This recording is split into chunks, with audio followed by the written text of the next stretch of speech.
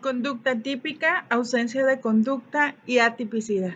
Hola a todos y a todas, ¿cómo se encuentran? Soy Jenny Judith Bernal Arellano y me complace enormemente acompañarlos en esta aventura del conocimiento. Este es uno de los videos con los que van a contar ustedes, mis estimados y estimadas estudiantes, para efecto de tener una introducción a las temáticas que vamos a abordar a lo largo de la presente asignatura. La conducta es uno de estos primeros elementos que vamos a abordar particularmente en este video en particular, y voy a ir desarrollando los siguientes para tener una idea, una visión completa de todo lo que nos abarca la asignatura. Pero en esta particularmente vamos a abordar el tema de la conducta. Pues bien, como un antecedente que tenemos que tocar necesariamente para poder comprender la conducta como parte precisamente del estudio de la teoría del delito y como la base central del delito en sí mismo, pues tenemos que entender lo que es el delito, ¿no? Debo decirles, mis queridos y queridas estudiantes, que a lo largo del tiempo el delito ha estado presente en la historia de la vida de la humanidad. Si ustedes analizan no solamente textos jurídicos, sino textos de cualquier naturaleza, históricos, antropológicos, sociales, se van a dar cuenta que la conducta contraria a ciertos derechos o a ciertos bienes jurídicamente protegidos a lo largo de la historia ha estado presente. Por tanto, esta figura ha sido ampliamente analizada, no solamente por el derecho, por diversas ciencias, por diversas áreas de estudio que les genera un particular interés, ¿no? Filósofos a lo largo de la historia se han preguntado si el hombre es bueno por naturaleza y es la sociedad la que los corrompe, o a la inversa, si es el hombre malo por naturaleza y es la sociedad la que los dirige, la que los corrige, ¿no? Y en eso estamos todavía, mis queridos y queridas estudiantes, seguimos analizando el delito, seguimos estudiando este fenómeno que se ha presentado, reitero, a lo largo de la historia de la humanidad y sigue siendo motivo de generación de bibliotecas enteras, de estudios, de análisis, de investigaciones, porque fíjense, estamos en pleno siglo XXI y es hora que, a pesar de todo el conocimiento que ha sido capaz de producir, de generar, no hemos encontrado la fórmula mágica, mis queridos y queridas estudiantes, para detenerlo, para frenarlo o para extinguirlo siquiera, ¿no? de las sociedades actuales. Pues bien, el tema de la conducta típica, de la ausencia de la conducta y de la tipicidad, pues es un tema bastante interesante que les permite a nosotros, como estudiosos del derecho, a los litigantes, a los operadores jurídicos, en términos generales, pues tener un panorama claro, mis queridos y queridas estudiantes, en relación a cuáles son esos elementos que se tienen que considerar para efecto de fincar una responsabilidad de tipo penal a las personas que se subsuman en los supuestos típicos establecidos en la ley penal. Pues bien, sin duda alguna, han sido diversas posturas, diversas corrientes del pensamiento, las que han construido lo que conocemos actualmente como la teoría del delito, ¿no? Son razonamientos lógico-deductivos jurídicos que intentan explicar el fenómeno, que intentan escudriñar su naturaleza, su estructura. Y hemos tenido diferentes teorías, desde la heptatómica, que considera que el delito se compone prácticamente de 7 grandes elementos: conducta, atipicidad, culpabilidad, antijuridicidad, imputabilidad, condiciones objetivas de punibilidad y la punibilidad en sí misma, así como surgieron posteriormente corrientes de pensamiento, teorías que explican el delito con 6 elementos, otros con 5, otros con 4, otros con 3 y otros con 2. De hecho, mis queridos y queridas estudiantes, desde un punto de vista formal, si nosotros definimos el delito atendiendo estrictamente a lo que nos dice nuestro código penal, pues podemos decir que el delito es la conducta que sanciona las leyes penales. Entonces, imagínense ustedes, aquí tenemos prácticamente dos elementos, ¿no? Una conducta y la sanción, ¿no? Cuando actualmente, digamos que la teoría más reconocida implica que el delito se compone de tres elementos básicos, ¿no? Antijuridicidad, culpabilidad y tipicidad, siendo la conducta, ojo, no un elemento del delito, sino una estructura base que le da vida y le da razón de ser al delito, ¿no? La conducta sería, por tanto, mis queridos y queridas estudiantes, el sustantivo, de acuerdo con Zaffaroni, y los adjetivos, antijurídica, típico y culpable, serían precisamente los tres elementos de los que estamos hablando. Así que en este contexto, mis queridos y queridas estudiantes, debo decirles que la conducta y solo la conducta humana puede ser merecedora de reproche penal. Esta ha sido la base en la que se ha fundado el derecho por mucho tiempo. Sin embargo, ¿qué quiere decir esto? Quiere decir que tenemos que excluir, por supuesto, la conducta de animales.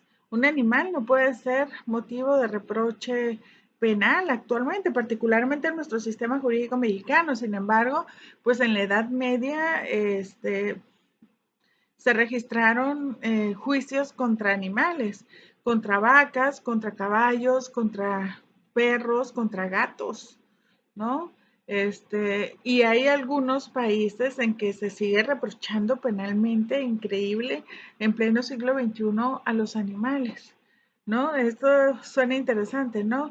En nuestro sistema jurídico mexicano particularmente se ha determinado que solo el hombre, solo la conducta humana, y cuando hablo más que de hombre, quiero hablar de persona, para incluir, por supuesto, a las mujeres, ¿no?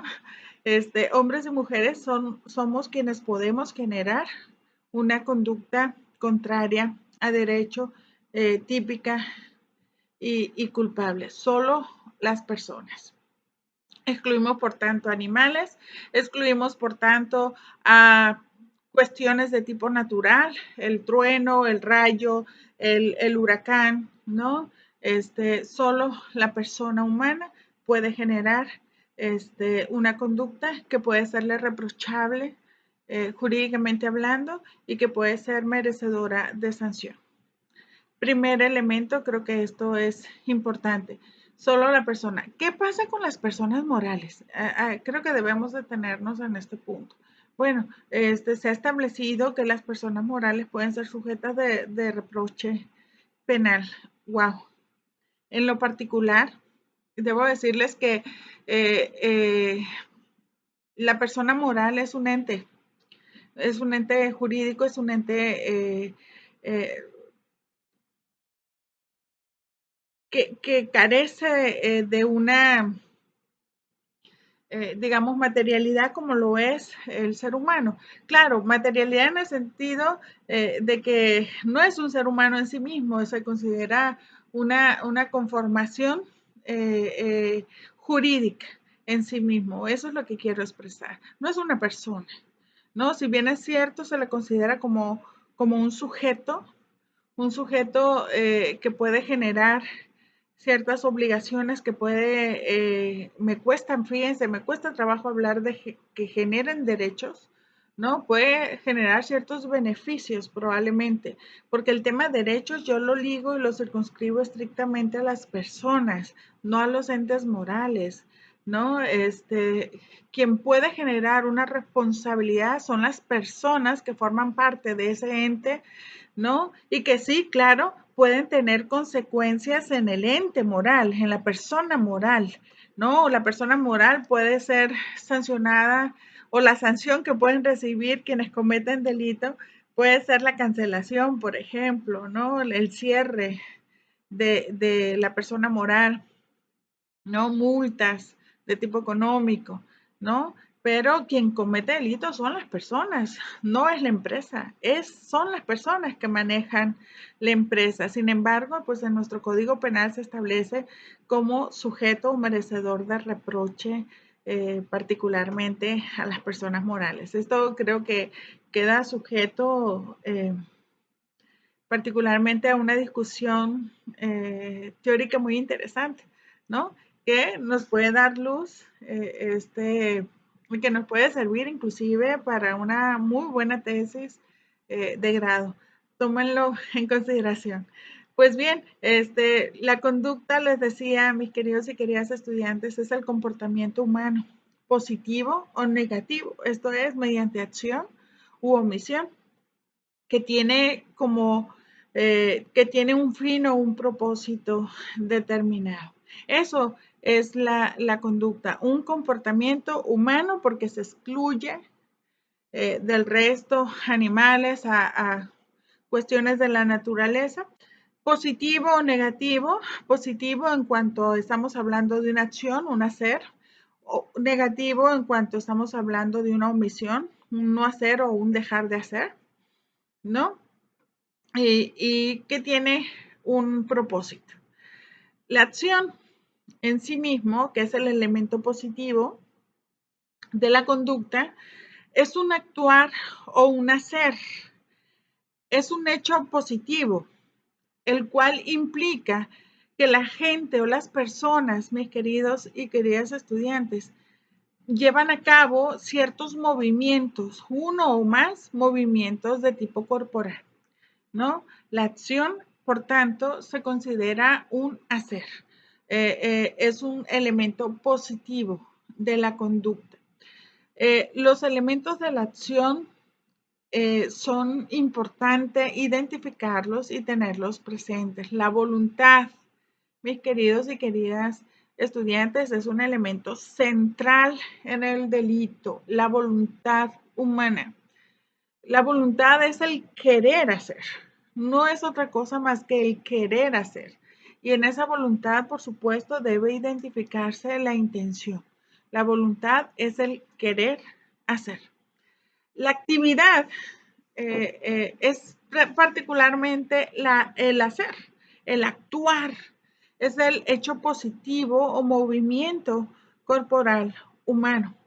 Y por supuesto tiene que reflejarse esto en un resultado. El resultado no es otra cosa más que la consecuencia de ese actuar, de ese movimiento corporal, ¿no? En sí mismo es el fin deseado, buscado por el activo particularmente y en tratándose de delito, por supuesto, contemplado en la ley penal. Hemos incorporado en nuestros estudios en las universidades una figura interesante que es el nexo de causalidad, ¿no? La causa-efecto ha sido por siempre un elemento que ha estado presente particularmente en el estudio de las ciencias naturales, pero que se ha traspasado también al ámbito de las ciencias sociales. Hemos dado un importante interés a la causa-efecto en muchos ámbitos del estudio humano y lo trasladamos también al delito, ¿no? Generándose toda unas interesantísimas teorías que vamos a ver con mayor detalle en nuestra sesión síncrona en relación con el tema de la teoría de la conducta, ¿no? Pero el nexo de causalidad, mis queridos y queridas estudiantes, no es otra cosa más que el vínculo, ¿no? El nexo que une la conducta con un resultado, ¿no? En la cual debe ser, por supuesto, ese resultado debe ser material, visible, palpable, objetivamente advertible, ¿no? Por parte de la persona. El nexo causal, por ejemplo, lo podemos identificar entre el arma, que que se dispara y que produce un resultado, la lesión o la muerte de una persona en lo particular. La omisión, mis queridos y queridas estudiantes, por su parte, pues constituye el no hacer o el dejar de hacer, ¿no? Es lo que se considera como la forma negativa del comportamiento humano. Recuerden que el comportamiento humano es una actividad positiva o negativa. La positiva, pues, es el hacer, la negativa es la omisión. Tenemos incorporado en nuestra legislación la figura de la omisión simple. La omisión simple, mis queridas y queridas estudiantes, consiste en un no hacer lo que se debe hacer, ya sea dolosa o culposamente hablando, ¿no? Consiste en un no hacer lo que se debe hacer. Mientras que la comisión por omisión o la omisión impropia, de acuerdo con la doctrina alemana, se omite hacer, fíjense ustedes, violentándose una norma o mandato de un especial deber de cuidado. Esto es, cuando la persona tiene una calidad de garante y omite hacer lo que debe hacer. Ejemplo, una madre que omite procurar el cuidado debido de sus infantes, de sus niños, ¿no? No les alimenta, no les asea, no los cuida y a causa de eso pierden la vida, ¿no? Ahí hay una comisión por omisión, no solamente porque la ley tiene la conducta típica ahí establecida, sino porque también hay una calidad de garante detrás de mí, ¿no? Imaginen ustedes, soy directora de una escuela primaria y advierto que pues hay un pozo, se abrió, se cuarteó el piso y a pesar de que estoy consciente de que puede algún niño caer y lastimarse, omito inclusive pues omito, si no tapar el pozo, poner algún elemento que haga visible el pozo y que haga que el infante no se acerque, pues, me explico. Es decir, omito hacer lo que debo hacer para evitar un resultado negativo y a causa de eso se produce, ¿no? Si hay si un niño se fractura, se lesiona, hay una responsabilidad para el director por ese tipo de cuestiones, ¿no? Si no penal, pues una responsabilidad de tipo civil, pero hay una omisión de realizar una conducta que le es exigible por su calidad de garante. ¿Me siguen? Miren ustedes, o el policía, ¿no? Hay tantos ejemplos que podemos poner al policía que tiene que detener en flagrante delito y omite hacerlo. Hay también una responsabilidad, y no solo penal, administrativa, civil y la que corresponde, ¿no? El Código Penal italiano es muy interesante en este sentido, mis queridos y queridas estudiantes. Establece en el artículo 40 que no impedir un evento existiendo la obligación jurídica de impedirlo equivale a ocasionarlo, ¿no? Creo que con esto dejamos mucho más claro lo que implica la comisión por omisión o la omisión impropia. Pues bien, la ausencia de conducta. Mis queridos y queridas estudiantes, es el aspecto negativo, particularmente de la conducta. Si no hay conducta, podemos hablar de inexistencia de delito, ¿no? Tenemos aquí que analizar la visa absoluta.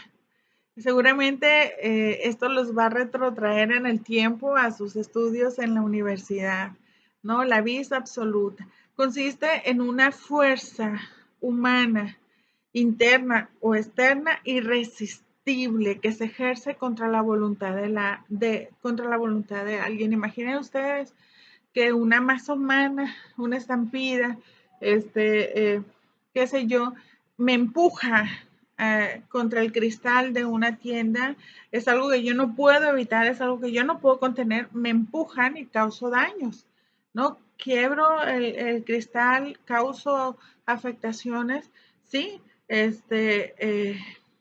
hay daños, ¿no? Sin embargo, no se me puede reprochar penalmente porque no hay voluntad. ¿Se dan cuenta? Es una fuerza irresistible que yo no pude contener. Por otro lado, tenemos el tema de la vis mayor.